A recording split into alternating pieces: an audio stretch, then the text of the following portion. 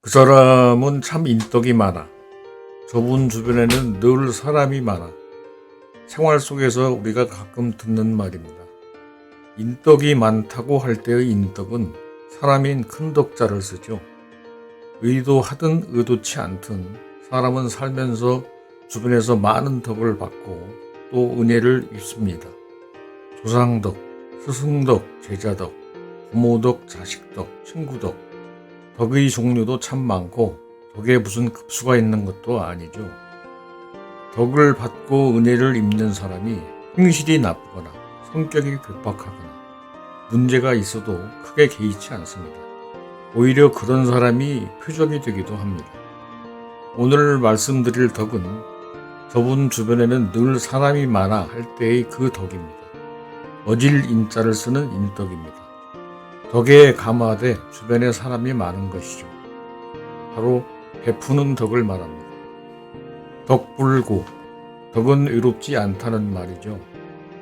한정식집 벽에 걸린 액자 속에서 어렵지 않게 볼 수 있는 효 중 하나입니다. 논어 2인편의 원문은 다음과 같습니다. 덕불고 필유린, 덕은 의롭지 않다. 늘 이웃이 있다는 뜻인데 여기서 나온 성어가 바로 덕필유린입니다. 사람이 덕이 많다는 건 가진 재산이나 학식이나 권세가 많고 높은 것이 아니라 그 사람에게서 풍기는 성품, 그 사람이 갖춘 인품이 더할 나위 없이 훌륭하다는 것이죠. 실제로 가진 것이 없어도 학식이 부족해도 큰 덕을 가진 분들이 많습니다. 그런데 이러한 덕을 쌓고 또 그걸 주변에 베풀기란 말처럼 쉬운 일은 아닙니다. 누군가에게 가르침을 받으면 작은 덕을 배울 수는 있어도 큰 덕은 스스로 갈고 닦는 자기 수양이 없이는 어렵죠. 우선은 꾸준해야 하고 적어도 말과 행동으로 덕이 습성화된 인품이나 인격 정도의 수준을 갖춰야 합니다.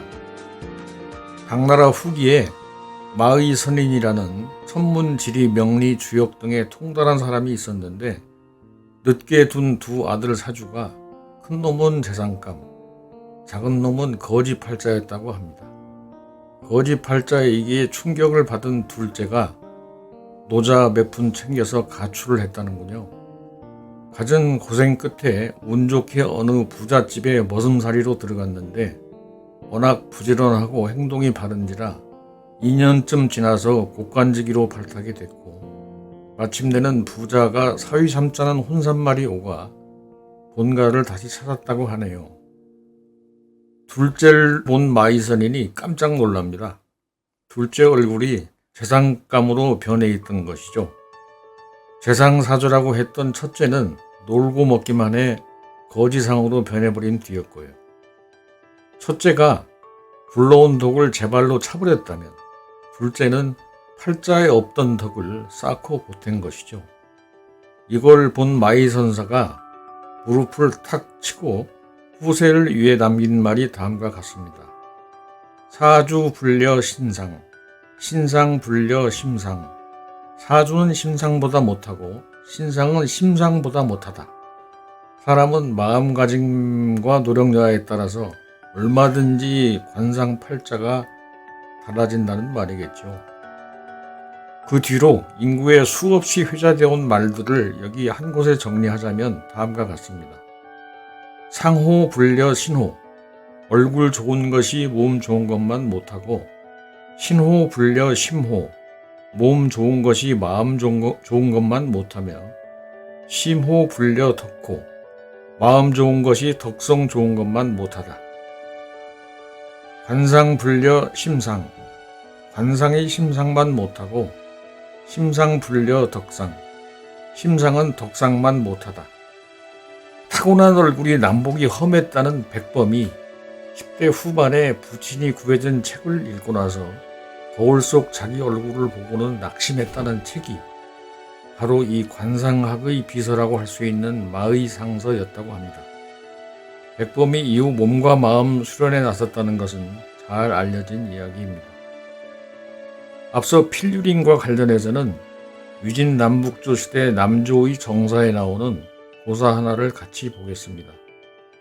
관직 생활 내내 청렴했던 여승진은 주변의 존경을 한몸에 받았는데 송계아라는 전직 교관이 은퇴 후 살집을 구하다가 여승진이 사는 이웃집 시가 100만장인 집을 무려 1100만장이나 주고 구입했다고 합니다. 여승진이 그 소식을 듣고 의아해서 물어보니 100만 매택 1000만 매린, 100만냥은 집 사는 데 쓰고 1000만냥은 이웃 사는 데 쓴 것입니다 했다는군요. 이 고사에서 유래하는 성어가 바로 100만 매택 1000만 매린, 줄여서 1000만 매린입니다. 이웃을 사는데 집값의 10배를 쓰다니요. 믿기 어려운 일이 아닐 수 없습니다. 거필택린, 살 곳을 정할 때는 이웃은 반드시 가리라라는 말로 우리가 잘 아는 맹모 삼천이 이 택린의 좋은 예가 될 수 있겠네요. 사람이 나이 들기 시작하면 택린이 복이라고 하지요. 이웃 잘 만나야 한다는 말입니다. 산 좋고 물 좋고 역세권도 좋지만은 택린처럼 좋은 것은 없다. 추우 강남, 친구 따라 강남 간다는 뜻이 거기 담겼다고 하겠습니다. 친구 얘기가 나왔으니 우정이라는 것은 인간 사회에만 있다고 합니다. 우정은 이해 타산이 없이 관계 그 자체가 그냥 즐겁고 좋은 사이를 말하죠. 나이, 성별, 직업 등을 다 떠나서 사람이 평생 우정을 나누는 최대치가 많아야 150명 정도라고 하네요. 생각보다 적습니다. 15명이면 어떻습니까? 한 명이 10명 몫을 하면 되죠. 조선 선조 시대의 문장가 상촌 신흠이 쓴 한시 일부를 같이 보시죠. 화양백리, 주양천리, 인양만리. 꽃향기는 백리, 수량기는 천리를 가고 사람의 향기는 만리를 간다지. 난향백리, 묵향천리, 독향만리. 난의 향기는 백리, 묵향은 천리를 가고 덕의 향기는 만리를 간다지 않는가. 사람에서 나는 향기, 덕의 향기가 만리를 가다니요. 그 덕이 얼마나 강렬하고 진한 것입니다.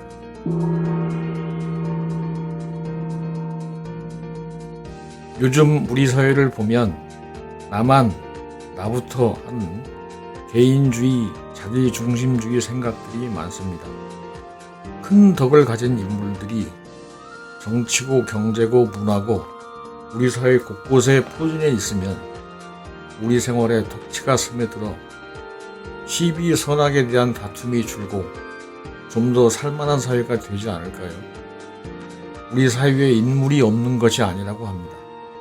앞서 개인 우월주의와 출세주의자들의 변설과 유세에 눌려 쉽게 드러나지 못하는 것이죠.